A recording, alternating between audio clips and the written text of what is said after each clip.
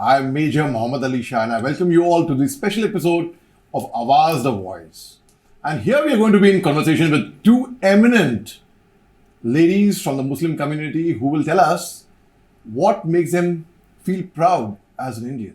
All throughout my journey from school to college to post-graduation, MPhil, PhD, teaching, whatever, never ever I faced any kind of discrimination. Rather, I have always, the more I read about various beliefs, Right. various faith systems that are there in India, कहीं ना कहीं हर दिन मैं अपने अंदर कुछ नया पाती हूँ. क्योंकि देखिए, अगर हम पाक कुरान की बात करें, इवन द होली कुरान से इकरा, education.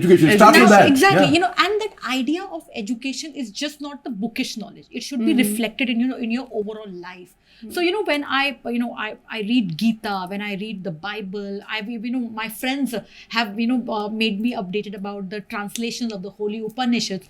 हर चीज़ में नई चीज़ को देखने को मिला है और हर चीज़ में दो चीज़ों के लिए मुझे बहुत ही जिसे कहते हैं एक राइट उम्मीद दिखी है, एक राइट प्रेरणा, एक मैसेज दिखा है. पहला, ज़िंदगी में हर लम्हे कुछ अच्छा करते जाओ. जब आप अच्छाई की ओर रास्ते में जाते हैं तो कहीं ना कहीं वो भी तो खुदा की इबादत है. दूसरा, ज़िंदगी में कभी भी आप नाउम्मीद ना हो. पाक कुरान भी यही कहता है कि आपको कहीं ना कहीं किसी भी चीज़ें मायूसी से दूर रहना है. So I think the very idea of confluence of ideas, confluence of beautiful believe, spirituality, faith system, the more you read, the more you engage, the more you practice them, it makes you a much more subtle, calm, beautiful inside outside human. बहुत खूबसूरत शब्द है जिसका वो है जिहाद, मगर उसको मिस इंटरप्रेट ऐसे कर दिया गया है. जिहाद बेसिकली दोस्तों होता है स्ट्रगल. कोई इंसान आप अगर कश्मीर से यहाँ पे आई, वो आपका जिहाद है. कोई अगर पॉलिटिकल पोजीशन लेके अपना कंट्री के लिए कुछ कर रहा है, वो उसका जिहाद है. But it has been so misconstructed, misinterpreted that जिहाद का मतलब कि भाई आप टेररिज्म लड़ रहे हैं, ठीक है. And these people, some people like Pakistan खास तौर से, उन्होंने हमारी युवा पीढ़ी को ऐसा ब्रेन वॉश किया था, ऐसा रेडिकलाइज किया था, and they got them to feel anti-India. They got those anti-India sentiments into them. अभी यहाँ आने से पहले मैं फॉर्मर डीजीपी वैद साहब थे ऑफ JNK पुलिस, उनका इंटरव्यू ले रहा था मैं कुछ टाइम पहले. तो वो बता रहे थे पूरा background right from 1947 till now.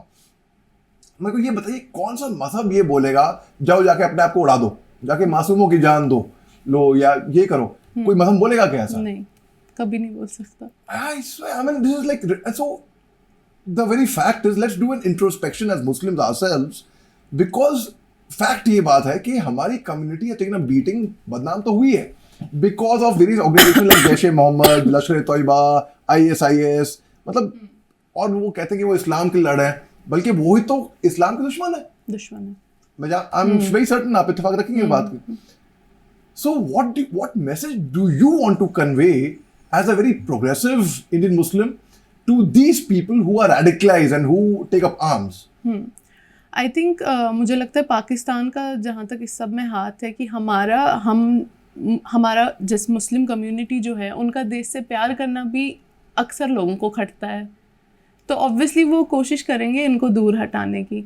और जहाँ तक रेडिकलाइजेशन की बात है, तो इससे पहले भी एक इंटरव्यू में मैंने सेम चीज़ बोली थी. इस्लाम का जो इंटरप्रिटेशन है ना, कि इंटरप्रिटेशन किस तरीके से हुआ है, वो हर इंसान ने अपने तरीके से किया हुआ है. और मोस्टली जो ऐसे रेडिकलाइज्ड ऑर्गेनाइजेशंस हैं, उन्होंने ऐसे तरीके की इंटरप्रिटेशन इस्लाम की निकाली हुई है विच सर्व्स देम. उनको पता है कि हमें ये सिस्टम कैसे चलाना है. उनको पता है कि ओवरऑल जो है इन्फिल्ट्रेशन का प्रोसेस. अब उनको ये भी पता है साथ में कि जो यंग जनरेशन है, उनको हम सिर्फ ये बता के कि आप गन उठाओ या ये करो, सिर्फ इतने से नहीं मानेंगे. There has to be some driven power, there has to be some motivation. So for Muslims और for anybody, religion is always a driving power.